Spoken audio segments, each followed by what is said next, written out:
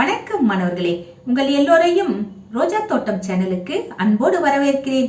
மாணவர்களுக்கு ஒரு சின்ன வேண்டுகோள் என்னன்னா, நம்ம ரோஜா தோட்டம் சேனல்ல பிளேலிஸ்ட் இருக்கு.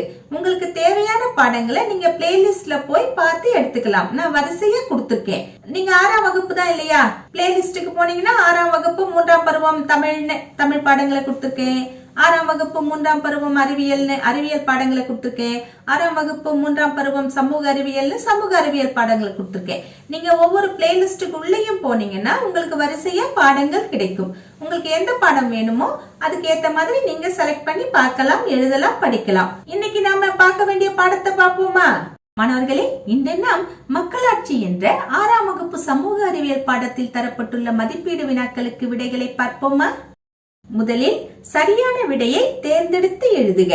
1. ஆதி மனிதன் டேஷ் பகுதியில் குடியேறி விவசாயம் செய்ய தொடங்கினான். விடை: ஆதி மனிதன் ஆற்றோர பகுதியில் குடியேறி விவசாயம் செய்ய தொடங்கினான். 2. மக்களாட்சியின் பிறப்பிடம் டேஷ். விடை: மக்களாட்சியின் பிறப்பிடம் கிரேக்கம். 3. உலக மக்களாட்சி தினம் டேஷ் ஆகும். விடை: உலக மக்களாட்சி தினம் செப்டம்பர் 15 ஆகும். 4. நேரடி மக்களாட்சியில் வாக்களிப்பவர் டேஷ். விடை: நேரடி மக்களாட்சியில் வாக்களிப்பவர் வாக்காளர்கள். அடுத்தது கோடிட்ட இடங்களை நிரப்புக. 1. நேரடி மக்களாட்சியை செயல்படுத்தும் நாடு டேஷ். விடை: நேரடி மக்களாட்சியை செயல்படுத்தும் நாடு சுவிட்சர்லாந்து. 2. மக்களாட்சிக்கான வரையறையை வகுத்தவர் டேஷ். விடை: மக்களாட்சிக்கான வரையறையை வகுத்தவர் ஆப்ரகாம் லிங்கன். 3. மக்கள் டேஷ் அளிப்பதன் மூலம் தங்கள் பிரதிநிதிகளை தேர்ந்தெடுக்கின்றனர். விடை: மக்கள் வாக்கு அளிப்பதன் மூலம் தங்கள் பிரதிநிதிகளை தேர்ந்தெடுக்கின்றனர். 4. நம் நாட்டில் டேஷ் மக்களாட்சி செயல்படுகிறது. விடை: நம் நாட்டில் பிரதிநிதித்துவ மக்களாட்சி செயல்படுகிறது. அடுத்தது விடையளிக்கவும். முதல் கேள்வி என்ன கேட்டிருக்காங்க? மக்களாட்சி என்றால் என்ன? விடை: ஒரு நாட்டின் குடிமக்கள் தேர்தல் வழியில் தங்களது பிரதிநிதிகளை தேர்ந்தெடுக்கவும் அதன் மூலம் அரசு அதிகாரத்தில் நேரடியாக பங்கேற்பதையும் தான் மக்களாட்சி என்கிறோம். இந்த விடை எங்க இருக்குன்னா 218வது பக்கத்துல மேலிருந்து 2வது பத்தி இருக்கு இல்லையா, அங்க இருக்கு மாணவர்களே, பாத்துக்கோங்க. அடுத்தது 2வது கேள்வி, மக்களாட்சியின் வகைகள் யாவை? மக்களாட்சி 2 வகைப்படும் மாணவர்களே. ஒன்று நேரடி மக்களாட்சி, இன்னொன்று மறைமுக மக்களாட்சி. மறைமுக மக்களாட்சிக்கு இன்னொரு பெயர் தான் பிரதிநிதித்துவ மக்களாட்சி. விடையாக எழுதுவோமா? 1 நேரடி மக்களாட்சி, 2 மறைமுக மக்களாட்சி, அதாவது பிரதிநிதித்துவ மக்களாட்சி. அடுத்தது 3வது கேள்வி, நேரடி மக்களாட்சி வரையறு. 218வது பக்கத்துல ஒரு படம் கொடுக்கப்பட்டிருக்கு இல்லையா, அந்த படத்துக்கு கீழே இருக்கிற பேராகிராஃபை நம்ம விடையா எடுத்துக்கலாம் மாணவர்களே. என்ன போட்டிருக்காங்க?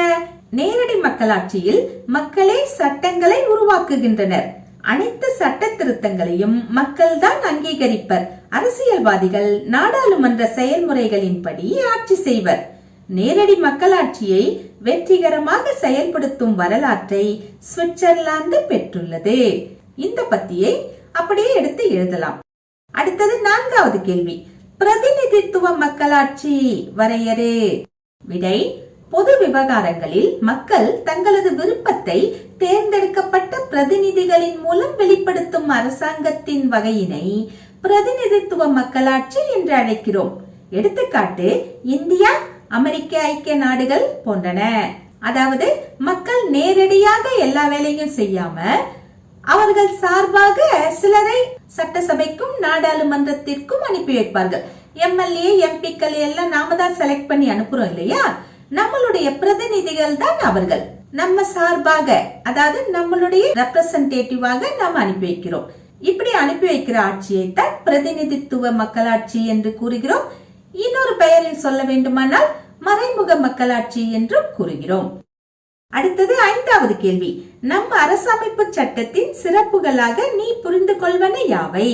இதற்கான விடை மீள்பார்வை இருக்கு இல்லையா, இதே பக்கத்துல, அதாவது கேள்விகள் தரப்பட்டிருக்கு இல்லையா, 222வது பக்கம், அந்த பக்கத்திலேயே மீள் பார்வையில இருக்கு பாருங்களேன். 3வது பாயிண்ட் பாருங்க.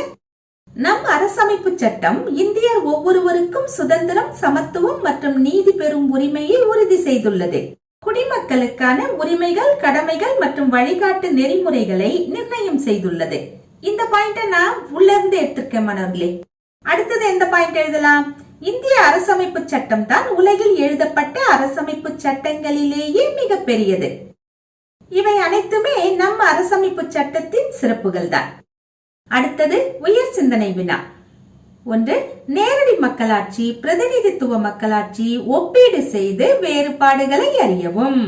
கம்பேர் பண்ணி அதுக்கப்புறமா வேறுபாடுகளை சொல்ல சொல்லிருக்காங்க. நம்ம கம்பேர் பண்ணி பார்த்தோம்னா தான் நமக்கு வேறுபாடுகளே கிடைக்கும் இல்லையா?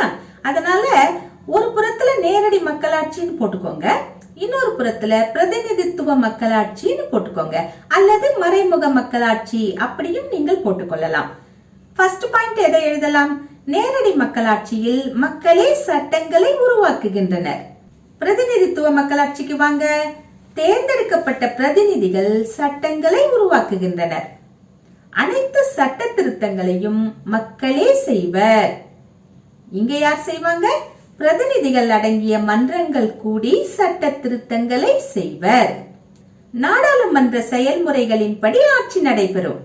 இங்க நாடாளுமன்ற உறுப்பினர்கள் குழுக்கள் மூலம் ஆட்சி நடைபெறும். நேரடி மக்களாட்சிக்கு எந்த நாட்டை உதாரணமாக எழுதலாம்? சுவிட்சர்லாந்து.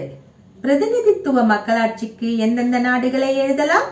India, England, America. மாணவர்களே, இன்று நாம் மக்களாட்சி என்ற பாடத்தில் தரப்பட்ட மதிப்பீடு வினாக்களுக்கு விடைகளை பார்த்தோம். நாம் வேறு பாடத்தோடு மீண்டும் சந்திக்கலாம். டாடா, பாய்.